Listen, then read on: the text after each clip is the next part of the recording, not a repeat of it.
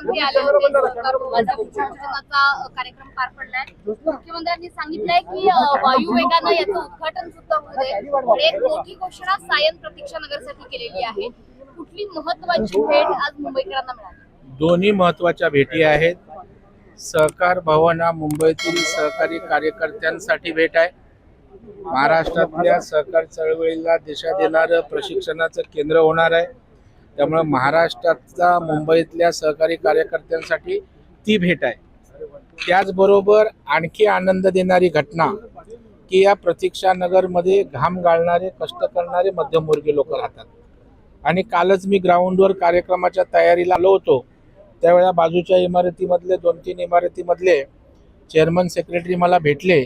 त्यांनी म्हणाले, भाऊ आमच्या इमारतीचं अभ्युदयनगरप्रमाणे त्या ठिकाणी CNDच्या मार्फत पुनर्विकास होईल का? मी माननीय मुख्यमंत्र्यांना रात्रीच कानावर गोष्ट घातली होती. मला ते एवढं फास्ट जाहीर करतील असं मलाही त्या ठिकाणी वाटलं नव्हतं. आणि त्याच पद्धतीनं आज मी मागणी केली आणि मुख्यमंत्र्यांनी या ठिकाणी CNDच्या मार्फत प्रतीक्षा नगरची प्रतीक्षा संपवण्याचा एक ऐतिहासिक आणि क्रांतिकारक असा निर्णयाने घोषणा केली. त्याच्यामुळे विशेषतः मध्यमवर्गीय मराठी माणूस मोठ्या प्रमाणावर प्रतीक्षा नगरमध्ये राहतो. कष्ट करणारा, घाम घालणारा, त्याच्या आयुष्यामध्ये आज निश्चितच त्या ठिकाणी आनंद झालेला आहे. त्याचं स्वप्न आज त्या ठिकाणी निश्चित पूर्ण होईल, त्याची सुरुवात झाली असं मला वाटतं.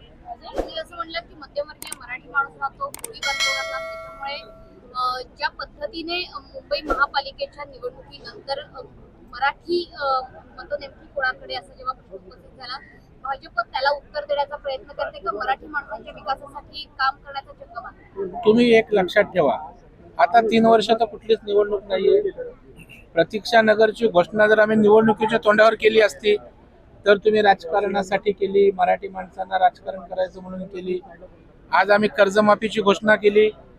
महाराष्ट्रातल्या शेतकऱ्यांना कुठली निवडणूक तोंडावर नाही. म्हणजे देवाभाऊंचा स्वभाव या ठिकाणी असा आहे की निवडणूक आहेत म्हणून घोषणा करायची आणि लोकांचं काम करायचं नाही. आज कुठली निवडणूक तोंडावर नाही.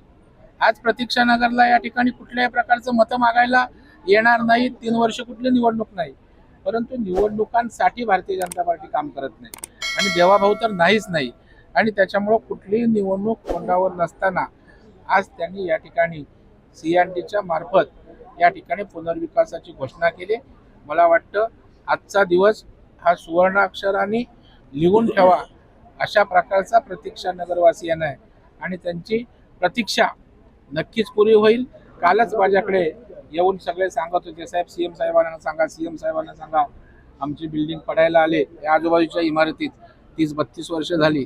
मला वाटतं ह्याच्यापेक्षा मोठा आनंद आमच्यासारख्या कार्यकर्त्यांना काय असू शकतो? शेवटचा प्रश्न, सहकार भवन तुमच्या पुढाकारातून तुम्ही बऱ्या मोठ्या प्रमाणावर नियोजित केलेलं होतं. सहकार भवन मधून काय काय मिळणार आहे? कशा पद्धतीची इमारत असेल? कोणत्या महत्वाच्या सुविधा असतील? चांगला प्रश्न आहे. मी तुम्हाला डॉक्युमेंटरीची कॉपी मुद्दाम मीडियाला या ठिकाणी देतो. अतिशय प्रशस्त अशा प्रकारचं 950चं सभागृह असेल. त्याचबरोबर 4-5 ट्रेनिंग सेंटर्स असतील, कॉन्फरन्स हॉल असतील, सुसज्ज अशा प्रकारची लायब्ररी, डिजिटल कनेक्टेड लायब्ररी असेल, मीडिया रूम असेल. विशेष म्हणजे मीडियासाठी असं कुठल्याही भवनामध्ये मीडिया रूम नसेल तर आम्ही मीडिया रूम पण त्या ठिकाणी सुसज्ज अशा प्रकारचा करतोय.